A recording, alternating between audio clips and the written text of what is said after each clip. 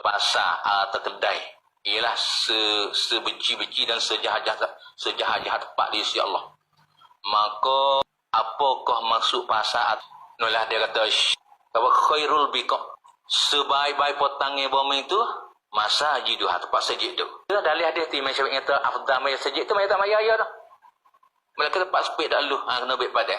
Mula kita syuk yang kamu tamak. Muka lebih pada. Kamu tak syuk ingat dah. Yang media hadis tu. Dah khairul biqa, sebaik-baik potangnya bumi atas dunia tu dah. Masa jidu tempat sejid tu. Wa syarrul biqa al aswaq, sejahat-jahat potangnya bumi atas dunia ni kena tempat kedai tu. Apa tu? Murah dengan kedah. Kedah. Murah dengan kedah kita tahu ni lah. Kita pergi kedah lewat datang itu. Tu. Murah dengan kedah kena tempat parhipun ni kedah no kedah. Ya lain pada kedah ko kapung saya lagi. Dia lagi. Apa so parhipun ni kedah tu no tu.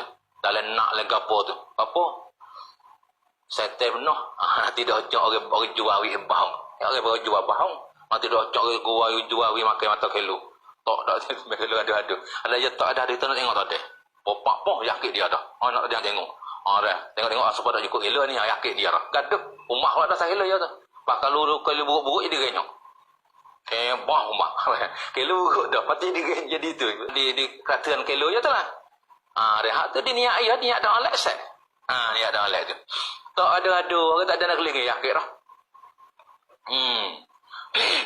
Ni kedah kita kira kedah oleh mana ni kedah banyak-banyak oleh kedah tempat paripun ni kedah tu kena kira dia tu dah paripun ni kedah banyak-banyak tu kan. Lepas tu potang ni tempat kedah duk tu ya kita suka lah kaki lah kedah pergi di pasar potang ni naik basah pergi jalan kedah tu biksi jalan ke tempat pahak tu tu tempat tu ya paripun ni kedah duk dalam kawasan tu semua tu kalau kita pergi jalan kedah kat satu ya suka kan ni kedah banatan ni dak lah nak try pergi lah kita try pergi Mekah Hadinah sukalah jalan alih Mekah Hadinah suka jalan alih suruh kita ibu kita suruh orang kedah banyak kedah tanah lagi jalan suka tu suka kan suka tu pak sete suka dak sete you suka dak apa tu ada kesah mengambil duit dalam bab prasyarat tu dipotong duit potong duit hak persen tu jika kita hadiah duit itu kepadanya maka apakah hukumnya kena hukum lagu tu supaya tu bab prasyarat tu lah. Lepas tu dia suruh ambil barang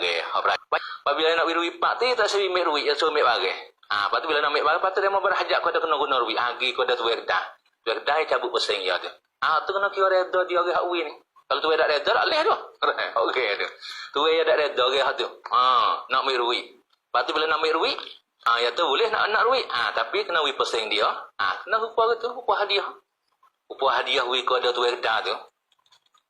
Kalau upah dak hadiah wi tu tak leh dah. Tak boleh makan tu. Makan wajah mana duit orang. Duit hak gaji wi ke ni. Kalau kena duit ya hak persen dah. Tengok. Kalau ada wajah-wajah ada gopah hijau ya tak apa ada gopah hijau ya. Jadi selalu kalau nak ambil duit ni ya ada usaha ya, kena waktu ni dah dapat duit tu. Lepas tu gopah tu. Tu ambil gopah tu. Tak apa gak. Kalau gopah tu kalau tak ada gopah ke apa tak ada usaha lah ke apa. Maka bila pak ya tak ada upah dah. Maka tu tahu dia ambil duit ni. Dia kena hadiah nyanyi dia tu. Kalau dah hadiah tak boleh.